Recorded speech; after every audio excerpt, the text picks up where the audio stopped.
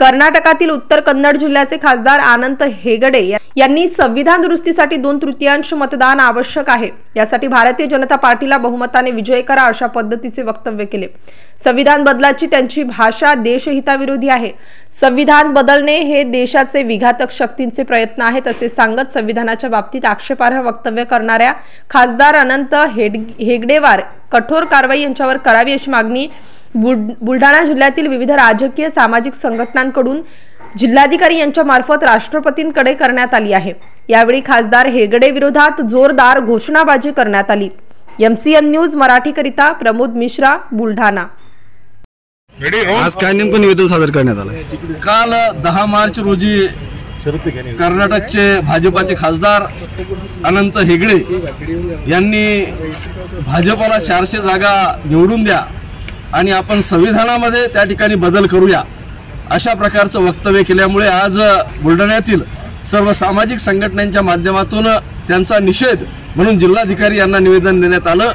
ज्याप्रमाणे पावसाळ्यामध्ये शिदोड बाहेर निघतात त्याप्रमाणे निवडणुका आल्या की हे राजकीय शिदोड बाहेर निघतात आणि सातत्यानं गेल्या 10 वर्षामध्ये राष्ट्रीय एकता आणि एकात्मता पायदळी तोडण्याचं काम या सरकारनं केलेलं आहे आणि त्याचाच भाग म्हणून अशा प्रकारचे जे खासदार आहेत हे खासदार संविधान विरोधी या ठिकाणी वक्तव्य सातत्यानं करत असतात। या देशातला न्याय, स्वातंत्र्य, समता आणि बंधुत्व या ठिकाणी त्यांना संपवून हुकुमशाही या ठिकाणी आणायची म्हणून अशा प्रकारच्या खासदार जे आहेत विषारी आणि विखारी प्रचार करणारे यांना वेळीच ठेचलं पाहिजे, त्यांचा निषेध केला पाहिजे। म्हणून बुलढाणेकरांच्या वतीने या ठिकाणी आम्ही सर्व संघटना एकत्र येऊन आज त्यांचा निषेध करतो।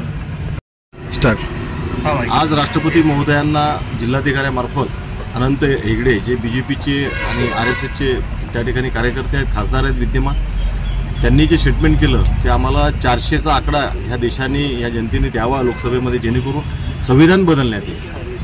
ज्या संविधानाचा आदर जे सगळं जग घेतं, ज्या संविधानाला हा देश टिकून आहे 76 वर्षापासून सर्व जाती धर्मामध्ये, ते संविधान जर बदलायचं असेल तर तो 400चा आकडा आम्हाला द्या। या स्टेटमेंटचा आम्ही आज सर्व धर्मभाव जपणारे ज्या संघटना आहेत सामाजिक राजकीय त्यांच्यातर्फे आम्ही जिल्हाधिकाऱ्यांना निवेदन देऊ राष्ट्रपतींना विनंती केली आहे की यांच्यावर कठोरात कठोर कारवाई करावी। अन्यथा या देशामध्ये अशा पद्धतीचे वक्तव्य करून एकीकडे मोदींनी म्हणायचं की संविधान नाही बदलेगा आणि त्यांच्या कार्यकर्त्यांनी खासदारांना बदलेगा, नेमकं ह्या देशामध्ये अराजकता माजवायची आहे का? मग खरं आणि खोटं कोण बोलतं याचं चित्र स्पष्ट होणं अत्यंत गरजेचं आहे। त्यामुळे आज आमचे निषेध आंदोलन आहे, याची कृपया आपण सर्वांनी नोंद घ्यावी हीच विनंती।